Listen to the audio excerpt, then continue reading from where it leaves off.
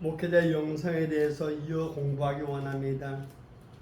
우리가 배운 바대로 목회자 영성이 날로 변화되어 하나님 앞에 합당한 죄들 되게 하시고 하나님과의 관계가 깊어질 수 있도록 은혜 베풀어 주옵소서. 예수님의 이름으로 기도드립니다. 목회자 영성 두 번째, 첫 번째는 하나님과 관계라고 말씀을 드렸고 두 번째는 성령 충만입니다. 이 복음 전도자 목사는 반드시 성령 충만해야 됩니다. 성령 충만해야 됩니다. 성령 충만하기 위해서는 어떻게 해야 될까?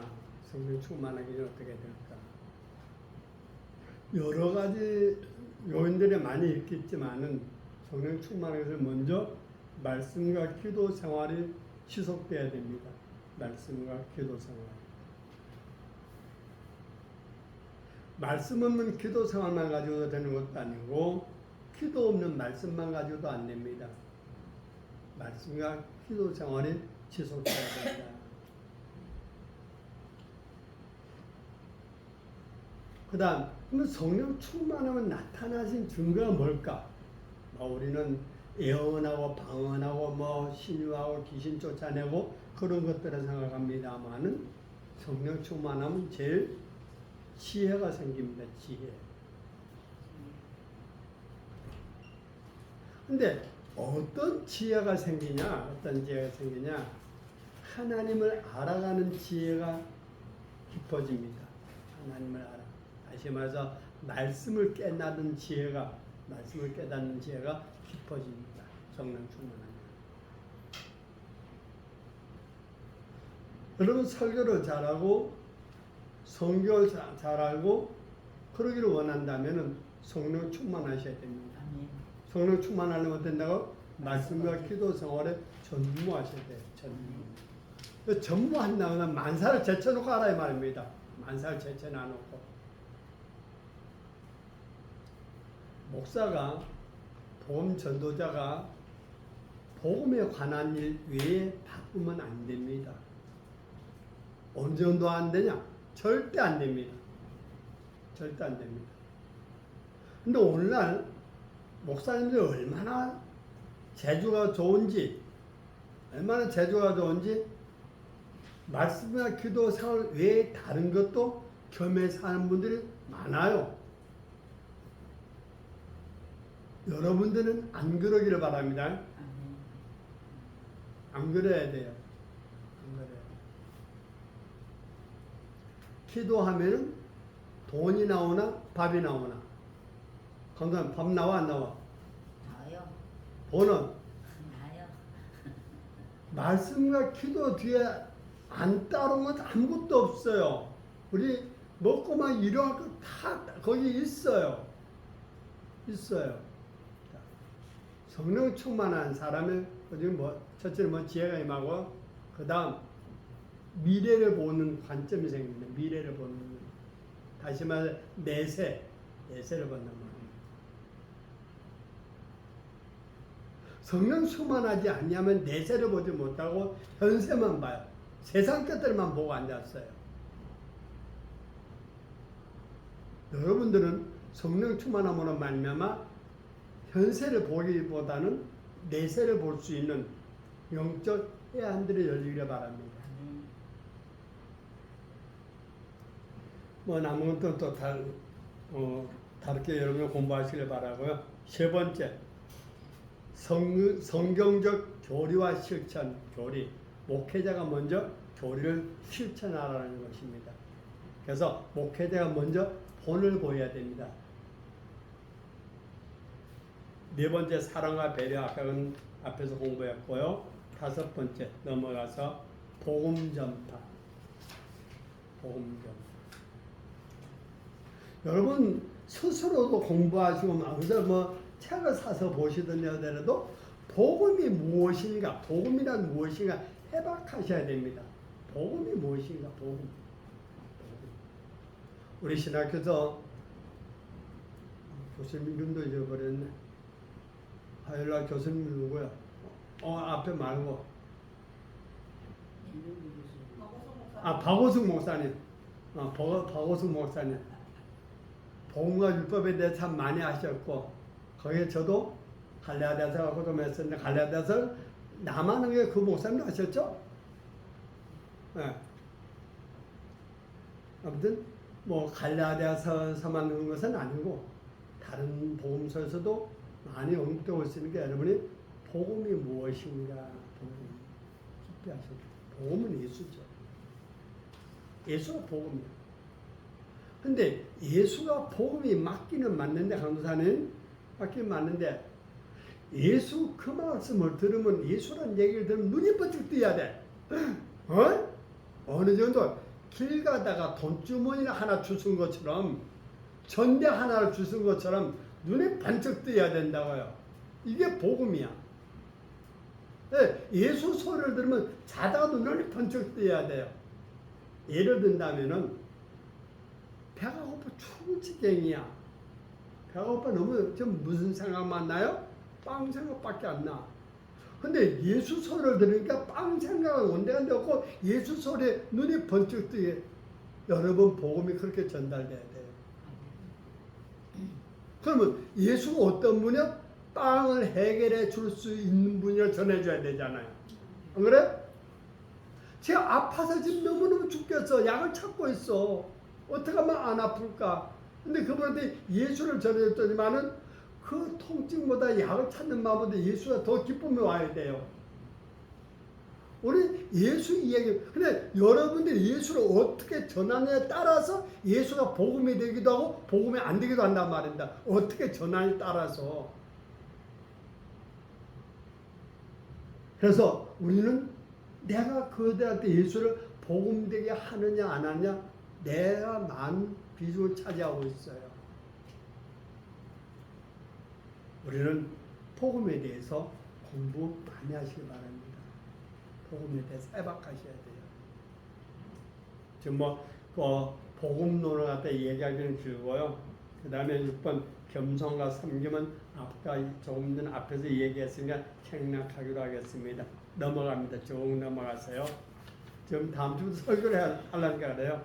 자, 19쪽 좋은 설교. 좋은 설교는 뭐냐? 항상 어떤 설교 좋은 설교지?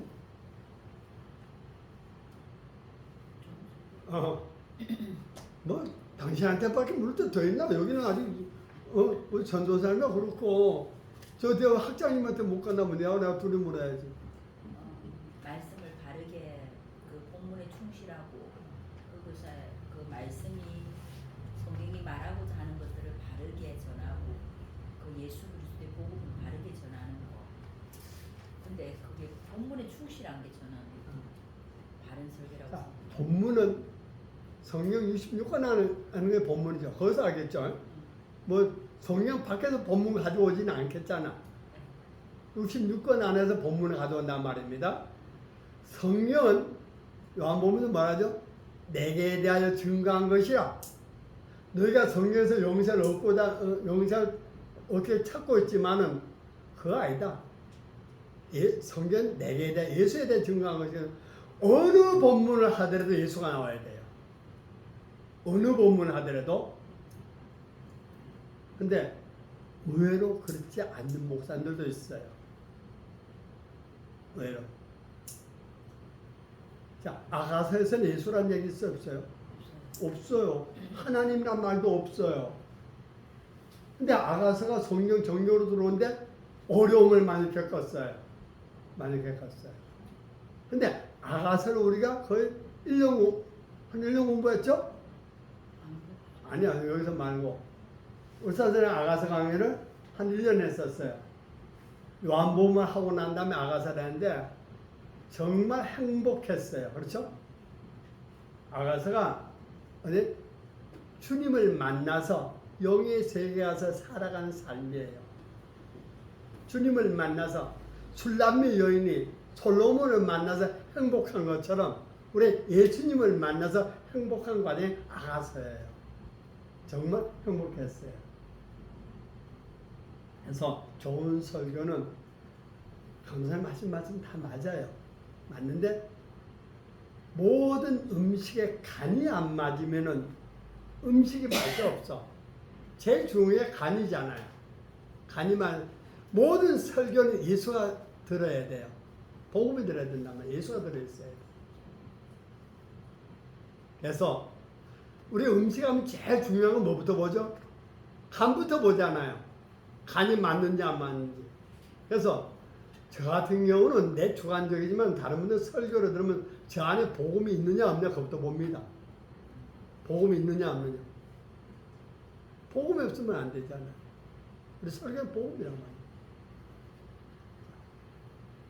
제가 읽을게요. 영상본의 학생들 19쪽입니다. 19쪽. 좋은 설교는 다음 같은 요소들을 담고 있는 설교입니다. 첫째, 회중이 이해할 수 있어야 하고, 아무리 좋은 설교도 성도들이, 회중들이 이해하지 못하면 안 돼요.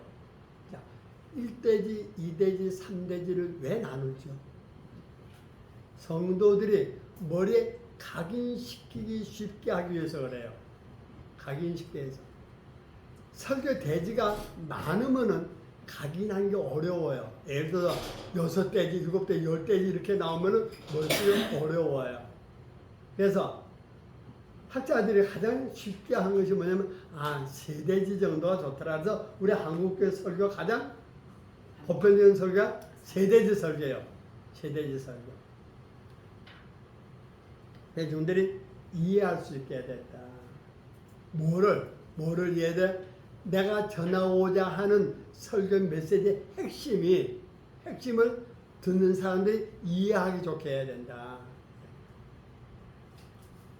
두 번째, 생동감이 있고 메시지가 명확해야 된다. 두 번째, 여러분들 몇줄 치시든지 언더라인 하시기 바랍니다. 설교 생동감이 있어야 돼요. 살아있는 느낌, 실제적인 느낌, 입체적인 느낌. 설교를 들을 때 살아있는 느낌이 있어야 돼요. 그러면 다른 말하면 설교가 죽은 설교가 있단 말입니다. 이렇게 표현한다면 어떤 것일까? 생동감이 없어요. 그저 국어책 읽는 거 있잖아요. 무협지 읽는 거 있잖아요. 근데 감정이 없어. 굴곡이 없어. 설교는 감정도 들어야 돼요. 감정.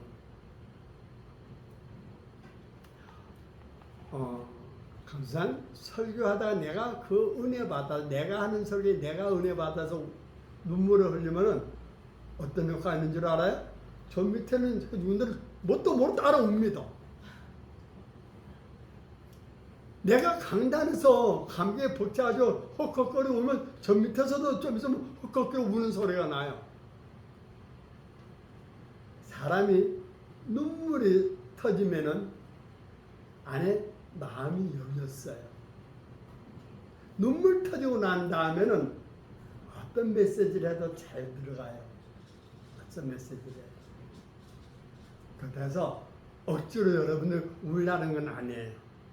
자, 세 번째, 설교와 예배가 하나의 메시지가 되어야 한다.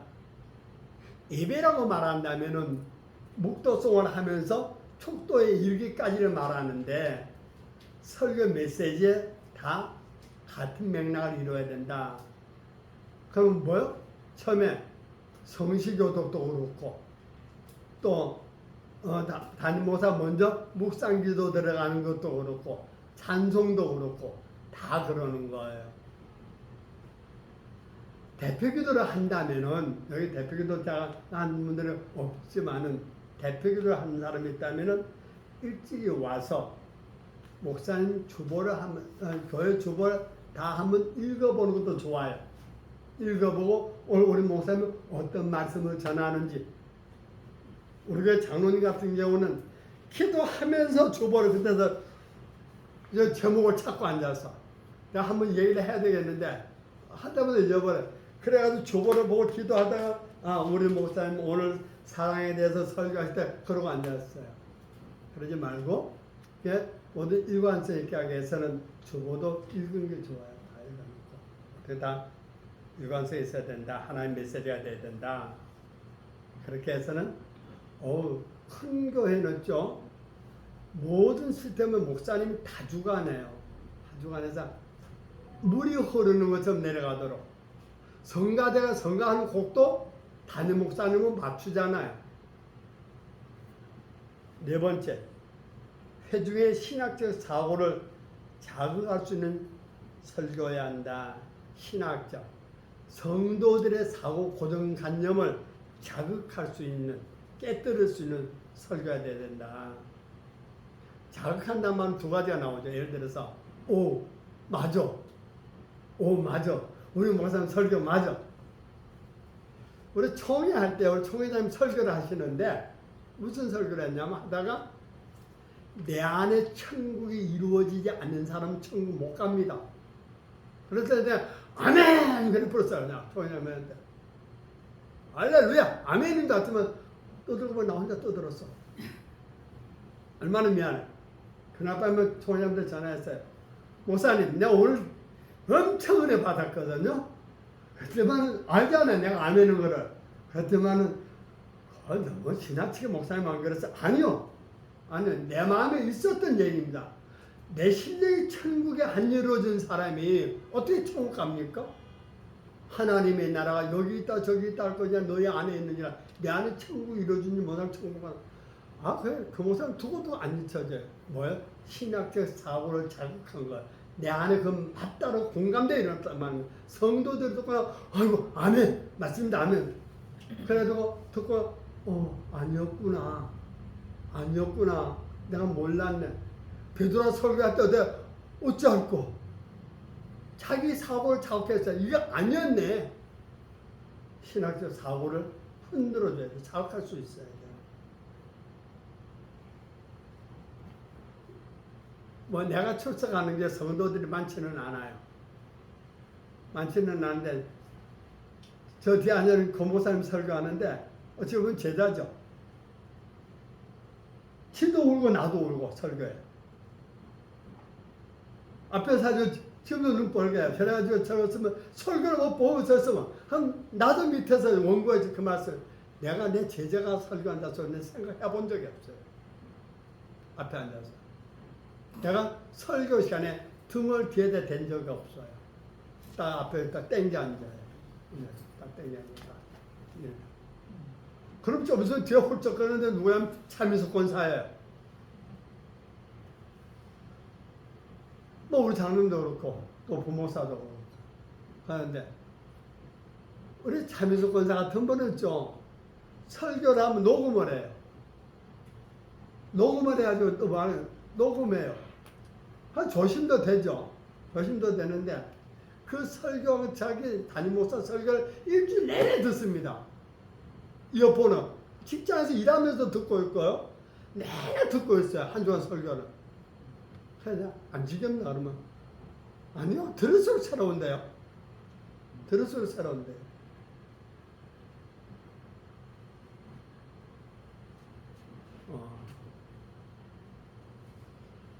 이번에 설교를 해가지고 오실 때 여러분이 해도 되고 안 해도 되지만 나는 꼭 시킨다면 여러분 혼자 설교를 녹음해 보세요. 어떤 사람은 읽든지 앞에서 딱 놓고 어떤 데서 설교를 하라고요. 해서 들어봐. 2번만 들어봐. 자기 설교를 2번만.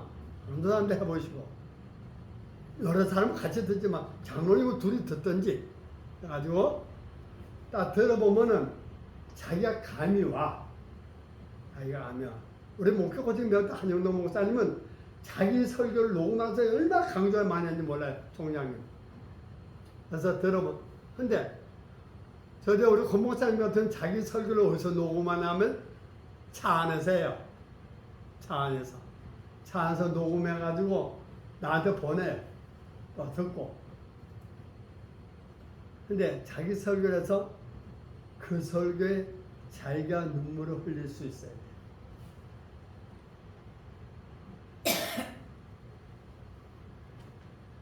참고로 한번 물어볼게요. 그 무슨 차 안에서 녹음하면서 울어봤어?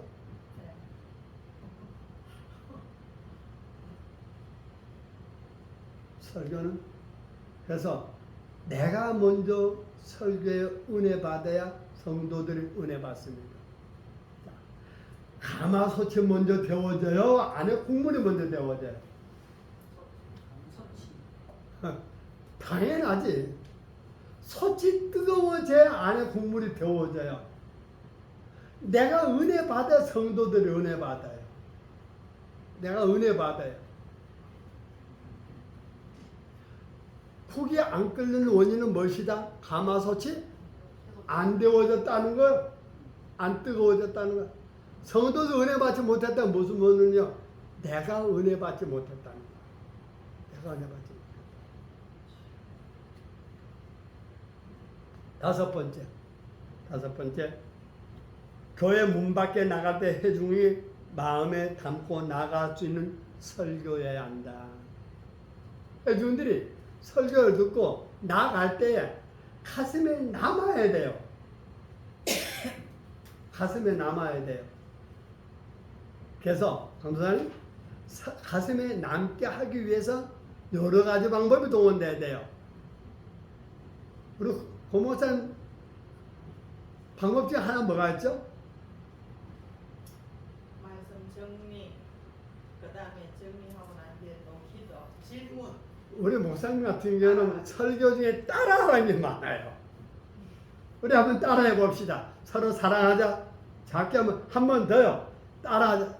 따라하는 걸 많이 시켜요. 왜? 각인시키기 위해서. 그 다음에 설교가 끝나고 나면 요약을 해서 다시 합니다. 그 다음에 또 기도를 합니다. 기도가 그 설교 내용 요약한 거예요. 그렇게 해서 마치는 거예요. 근데 이게 설교학 뭐 원칙은 아니에요. 설교학에서 원칙은 아니지만은 어떻게 해요? 내가 전하는 이 메시지가 성도들의 가슴에 남게 하기 위한 방법 중에 하나라요.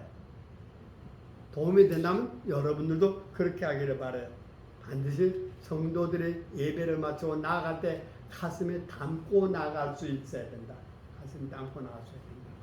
그래서 어떤 분 설교하면 장황하게 하면 안 돼. 무사님 장황하게 하면 가슴에 담아지지를 않아. 그래서 명쾌하게, 요약해서 명쾌하게, 핵심이 분명하고 명확하게 해서 남아야 돼요. 좋은 설교 그렇게 해야 되는데, 첫째는 그렇게 하려면 어떻게 해야 된다? 성경에 기초해야 됩니다. 성경에 기초해야 됩니다. 같이 한번 읽어봅시다. 시작. 성경에 기초해야 설교의 핵심은 성경 구절과 범위를 깊이 해서 해석하는 것입니다. 설교자는 성경의 메시지를 정확히 전달하고 그 의미를 청중에게 명확히 설명해야 한다. 성경에 기초해야 된다. 어떤 분들 보면은 설교 본문 읽어놔놓고 애화하다가 다 끝나버려요. 애화하다가 지난주에 있었던 얘기하다가 어디 신방가서 했던 얘기하다가 그 얘기하다가 끝나버려요. 성경 본문 얘기를 하나도 못해. 그래서 성경에 기초해야 된다는 말은 두 가지예요. 본문을 설명해야 되고 성경을 인용하는 데 있어서 성경을 인용하는 데 있어서 본문에 근거되는 성경을 인용해야 됩니다. 근데 성경 인용도 많이 하면 안 돼요. 어떤 분들 보면 있죠. 성경 몇 장 몇 절에 보면 무슨 말씀 성경 몇 장 몇 절에 보면 설교 한 20분 하면 성경 한 10대 군데 적용해 버려요. 너무 많아. 인용하는 게. 그럼 또 몇 장 몇 절 찾다는 것이 난 찾기도 전에 혼자 자기 다 읽어버렸어. 아니면은 목사님이 성경을 찾아놓고 있으면 나는 가만히 관망하는 자세가 돼요. 그러면 안 돼요. 그래서 성경 인용을 해도 많게 하지 마라. 많게 하지 마라. 두 번째, 청중과 연결하라. 좋은 설교는 청중의 상황과 필요를 이해하고 그들의 삶과 관련된 주제를 다룬다. 설교가 우리 교회 성도들의 필요를 이해하는 설교가 돼야 되고 우리 교회 성도의 삶과 관련된 주제를 해야 된다. 그래서 청중들이 공감해야 돼요. 한 번은 제가 기도 사역을 할 때는 내가 기도원에 몰고 다니는 무리들이 제법 됐어요. 산기도 같은 데 가면 데리고 다니는 같이 기도한 여집사님들 꽤 많았어요. 그중에 어느 한 집사님은 하루는 한 번 저한테 하는 거예요. 목사님, 내가 공부를 하러 다니는데 거기 한번 맞는 거 한번 와봐줘요. 그러니까 뭔 공부를 하는데 그러니까 비유 배우러 다닌대요. 그래? 그 어떤 비유를 배웠는데 비유를 배우는데 기가 막혀 맞아요. 누가 가르치는데 인도에서 선교하다 오신 그 선교사님 하신데요.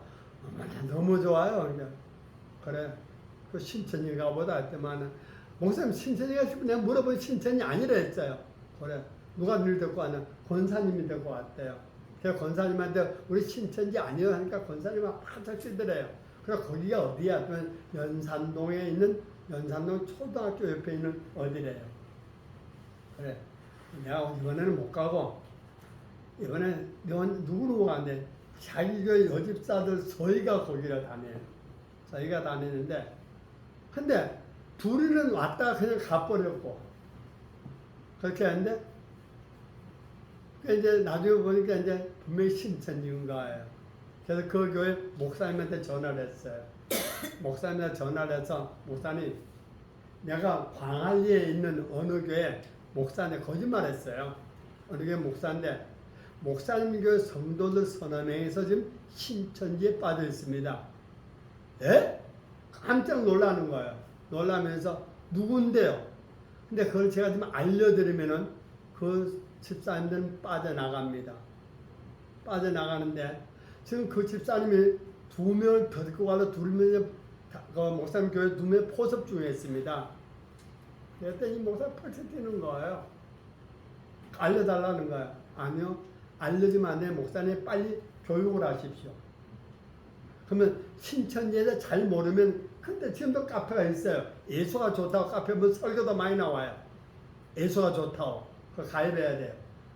그게 신천지 거예요? 아니요. 신천지가 아니에요. 신천지 동영상도 올라오고 막 그랬어요. 경기하면 신천지 문제점도 얘기해요. 그래 예수가 좋다고 카페를 보시라고 그렇게 가르쳐주었지만 한 달쯤 안 되니까 그 여집사한테 전화가 왔어요.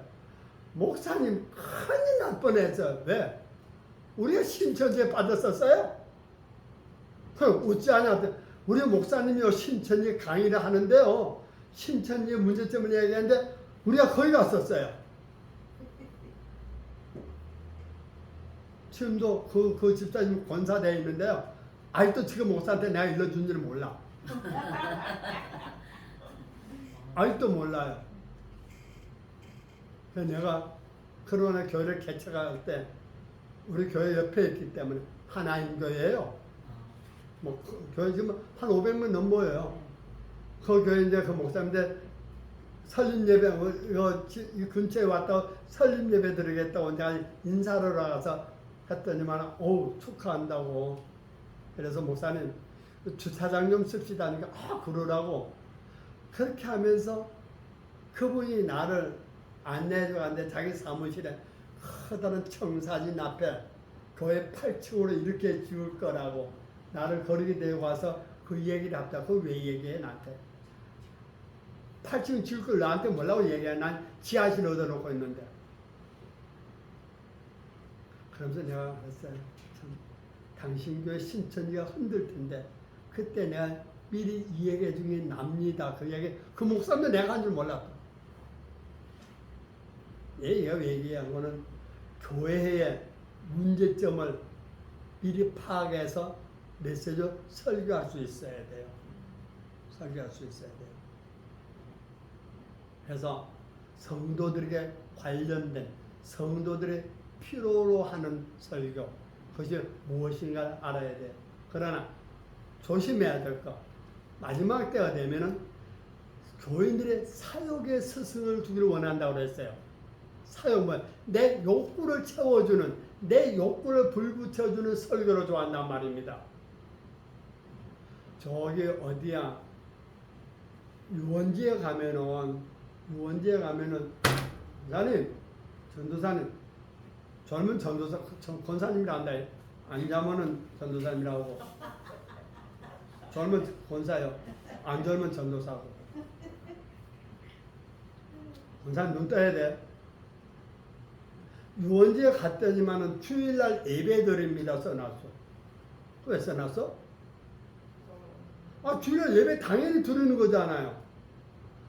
유원지 쪽으로 보고 그렇게 써놨어. 주일날 놀러 온 성도들이 많다는 얘기예요.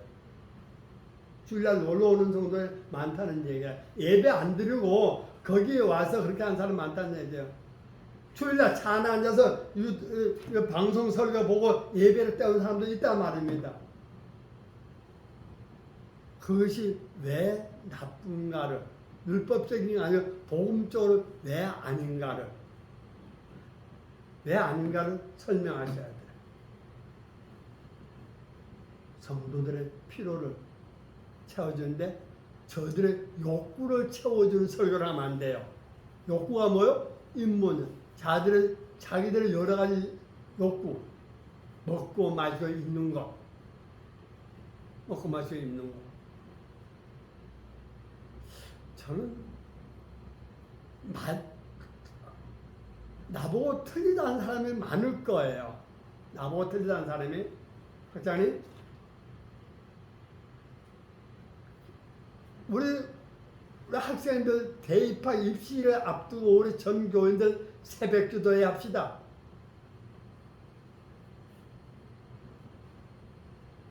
맞아요, 안 맞아요? 뭐? 아니, 나는 틀리다는 사람과 맞다는 사람이 있을 거예요. 가장 대학 입시 많이 공들인 데가 어딘 줄 아세요? 803. 가빠요. 거기는 어떤 때는 주말로 1000여 명이 모인대. 가면 대나마. 나중에 중고등 학생들 데리고 가빠이로 다 가자고요. 교회에서 하는 확률이 높을까? 가빠이에서 하는 확률이 더 높을까? 별로 없어요. 그건 없는데 교회가 먹고 마셔 있는 이런 것 갖고 하면 안 되잖아. 그러면 새벽기도 하는데 떨어진 놈은 뭐예요? 대학에 떨어진 아는 누구냐고. 새벽기도 진하게 안 해서 그러나? 헌금을 덜 올려서 그러나? 합격된 놈은 축복받은 거고 떨어진 놈은 저주받았나? 아니잖아요. 나는 이게 복음이 아니라고 생각합니다. 여러분 모르겠어요. 이건 내 주관이에요. 옳다 그렇다 하는 건 여러분 알아서 하세요. 주님과 관계 속에서 찾겨요. 성도의 필요를 채워주는데 사욕을 채워주는 설교는 안 된다. 그걸 하면 안 되는구나. 이런 것들은 하나님 때에 따라 주시는구나. 그렇게 가르쳐야 돼. 자, 세 번째, 설교는 명확한 구조여야 한다. 명확한 구조여야 한다. 내가 아까 전도사님 설교 구조를 어떻게 짜라고 그랬죠? 제목을 정하고 본문을 정했으면 제목, 본문, 서론, 대지, 1대지, 2대지, 3대지, 결론. 그래서 3대지를 벗어나지 마라. 되도록이면 부득이한 경우는 5대지까지 해도 돼요. 그러면 안 되는 건 아닌데 성도들 머리에 담는 데 있어서 담고 하는 데서 3대지하고 5대지는 차이가 난다. 그렇겠죠? 3대지 이상은 담지 마라. 명확한 구조라면 서론은 뭐가 같냐? 서론은 대문과 같습니다. 대문. 자, 전도사님 대문 딱 열고 들어가면 뭐가 보여요? 옛날에 대문 딱 열고 들어가면 뭐가 보여요? 안채가 보이죠.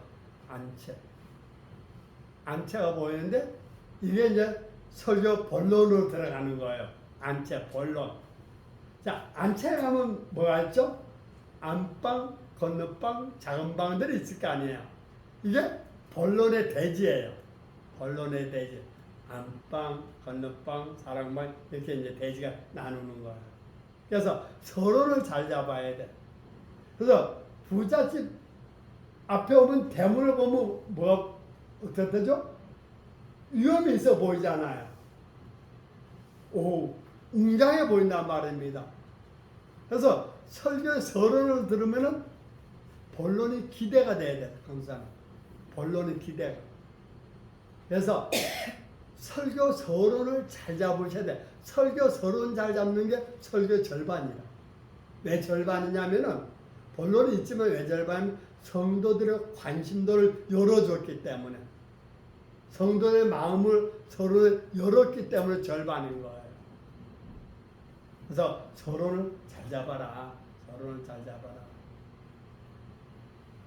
자, 명확한 구조. 적절한 예화. 설교 내용이 더욱 생생하게 다가올 수 있도록 적절한 예화와 사례를 사용하는 것이 중요하다. 뮤지컬을 하거나 드라마를 하면은 조연이 나오고 주인공이 있죠. 조연의 역할은 뭐예요? 주인공을 돋보이게 하는 거예요. 주인공을 돋보이게 하는 거. 조연이 주인공은 더 잘나면 안 돼요. 그렇죠? 다시 말해서 설교의 핵심보다 애화가 더 잘나면 안 돼. 그러면 어떻게 해야 돼요? 설교 듣고 가면은 설교의 핵심을 생각 안 하고 애화만 생각나. 애화만. 애화는 설교의 핵심을 드러나기 위해서 간단해야 돼요. 간단히 명확해야 돼요. 설교가 참 설교 애화가 너무 길어도 안 돼요. 안 돼요. 그래서 적당한 애화, 분명한 애화는 주제를 효과적으로 드러내는데 50% 이상을 차지합니다.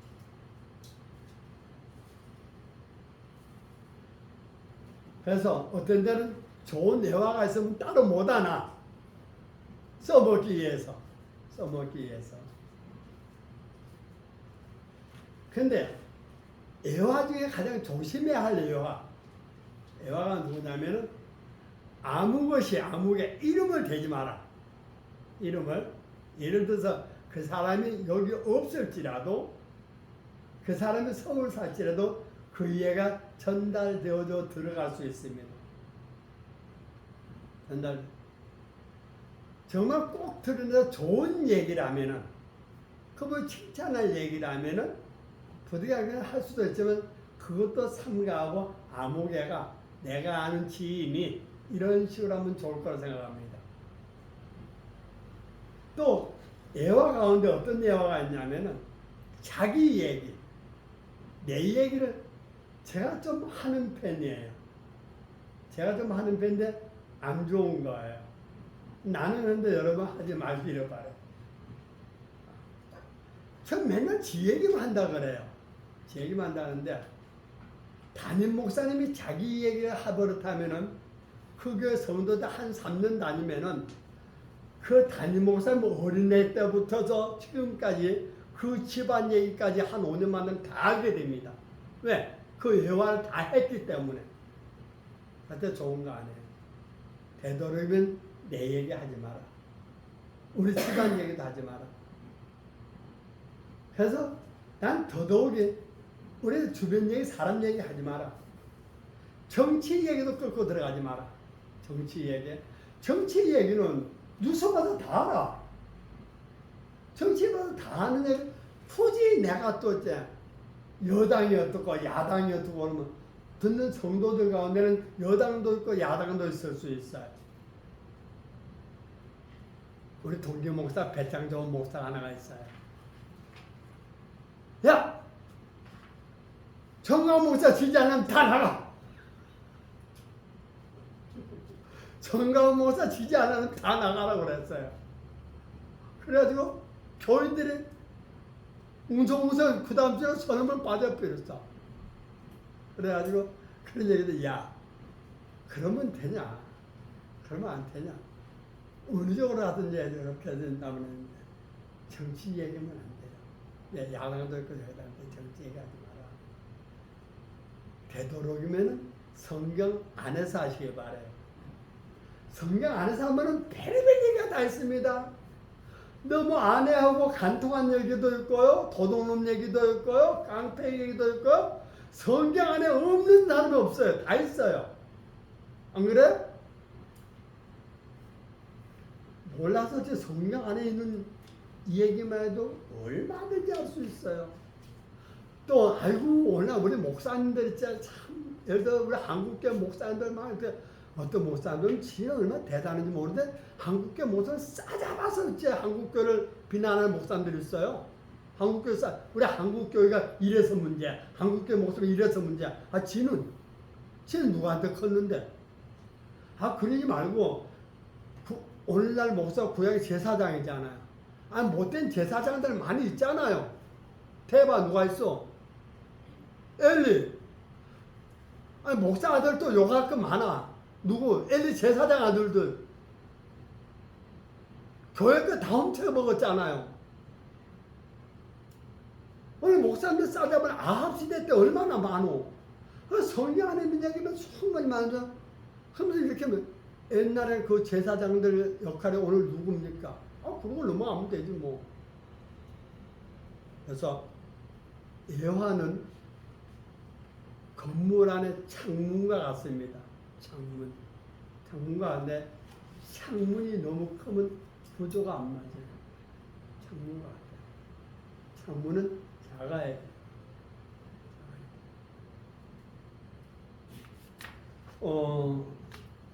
우리나라 건물들은 창문이 커요. 중동에 가면은 혹시 사진을 봤나요? 중동 가서 사진 보면 그 창문 보면 조그만해. 이제 우리 그 어디야 욕실 문짝만 크게 돼 있어요. 아주 작아요. 왜 그러냐면은 밖에 뜨거운 열기가 안으로 들어오지 않기 위해서. 전부 다 작아요. 20쪽. 좋은 설교는 열정이 있습니다. 진정성이 있습니다. 자, 있습니다. 설교는 자신의 메시지에 대하여 진정성을 가지고 열정적으로 전달해야 된다. 열정적으로 된다. 정필도 목사님이 당신이 설교해놓고 우리한테 나보고 있지 않습니까? 자다가 일났다고 말한다고. 정필도는 나보고 자다가 일나서 설교하는 것 같아가지고 그게 안 고쳐지더랍니다. 안 고쳐져서 자기가 그때 당에다 나보고 자다가 일났다고 그러는데 나한테 허락을 좀 해달라고. 장로님 뭐냐니까 내가 주일날 어떤 목사님이든 내가 강단에 세워도 허락을 해달라고. 그 장로님들은 허락했어요. 근데 정필도는 순성이 뭐냐면 나보다 잘하는 설교자를 세우려고. 나보다 잘하는 설교. 정필도 목사님이 남의 설교 얼마나 많이 들었는지 몰라요. 저는 알아요. 그분이 얼마나 다른 분은 몰라요. 그게 성도들도 몰라요. 왜 하냐면 내가 설교 테프를 수백만 원씩 팔아먹었으니까. 정필도 목사님한테. 사무원한테 가지고 어째 사무원은 정필도 목사님 얘기해놨어요. 내가 그때 신집사가 테프 가져오면은 묻지 말고 돈 줘라. 사무실 테프 10개씩 이렇게 가져오면 좀 지금도 테프 하나 1,000원인데 몇십 년 전에 그때도 1,000원씩 받아 먹었어요. 그때도. 그러면 정필도 목사님 두 마리도 안 꽂죠. 그러면 그 다음에 어떤 때는 전화 신집사 다른 테프도 가지고 와. 지난데 갔다 또 가지고 와. 내가 녹음한 테프는 거의 다 들으셨어요. 참 많이 팔았어요. 왜요? 듣기 위해서. 그래가지고 정필도 목사님 이번 주일날 있잖아요. 주보에 내가 설교 본문 다 했는데 선교사가 오늘 밤에 왔어요. 다음 주에 그 선교사 세워요. 참 대단한 분이었어요. 아무튼 설교는 열정이 있어라. 열정. 권사님? 네. 주무시면 안 돼. 안 젊은 전도사님이고 젊은 권사님이고.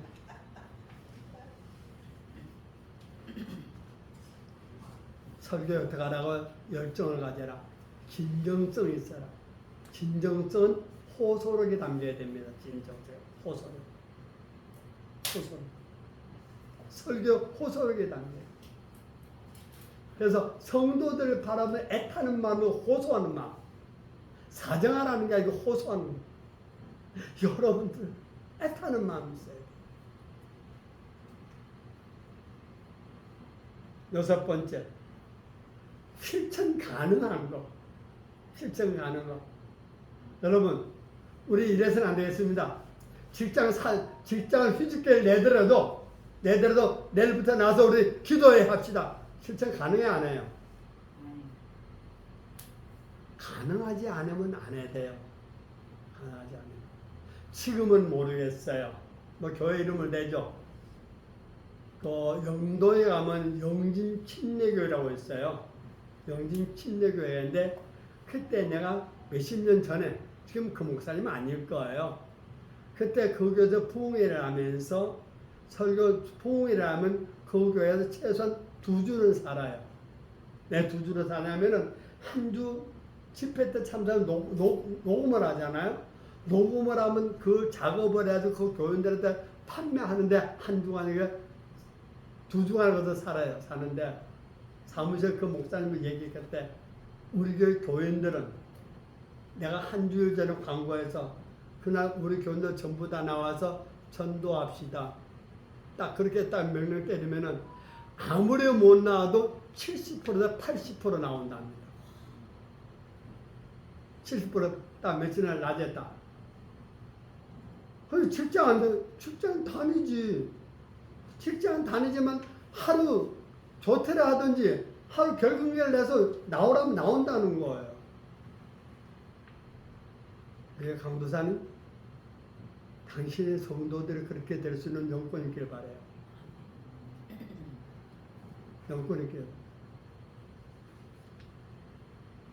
진정성 호소력이 있어야 됩니다. 아니 실천 가능한 거. 기도에도 그렇고 모든 우리 실천 가능한 거. 그게 옳은 일이지만은 100번 옳은 것이지만은 아직 우리 성도들 거기에 못 미쳐. 못 미치면 좀 천천히 가. 안 그래? 참새가 광새를 따라가려면 어떻게 된다고? 가랭이가 찢어진다. 가랭이가 찢어지니까 그러지 말고 좀 늦춰서 가자고. 늦춰서. 그 다음에 좋은 설교하기 위해서는 7번째. 같이 합니다. 시작. 기도와 준비. 좋은 설교는 충분한 기도와 준비 과정을 통해서 이루어진다. 그래서 초대교회 사도들은 말씀과 기도로 전무했다. 말씀과 기도로 전무했다.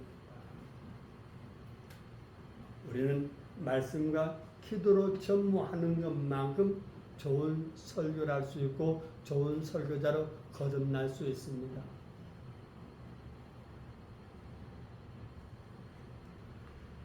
교수님 왔으니까 빨리 맞춰 가야 돼. 좀 더 일찍 오지 않고 좀 더 일찍 왔으면 나 얼른 갔을 텐데. 기주어서 빨리 가야 돼. 그래야 좋아하고 좋죠? 빨리 맞으면 좋지 않아요? 좋다고 그래 빨리. 좋죠? 자, 앞에서 얘기했던 이런 요소들을 고려하여 설교를 준비하고 전달할 때 청중들에게 깊은 감동과 변화를 가져올 수 있는 좋은 설교자가 될 것입니다. 기도하겠습니다. 부족하고 연약한 저희들을 복음 전도자로 세우시려고 우리를 신학을 하게 하시고 오늘 설교하고 공부하게 하신 은혜 감사합니다. 좋은 설교자가 되기 위하여 말씀과 기도로 거듭나기를 원합니다. 영혼을 사랑하는 저희들 되기를 원합니다. 하나님과 관계가 깊어질 뿐만 아니라 하나님과 연합되어지는 저희들이 되기를 원합니다. 성령여 저희들을 사로잡아 주시옵소서. 우리 주 예수님의 이름으로 기도드립니다. 아멘.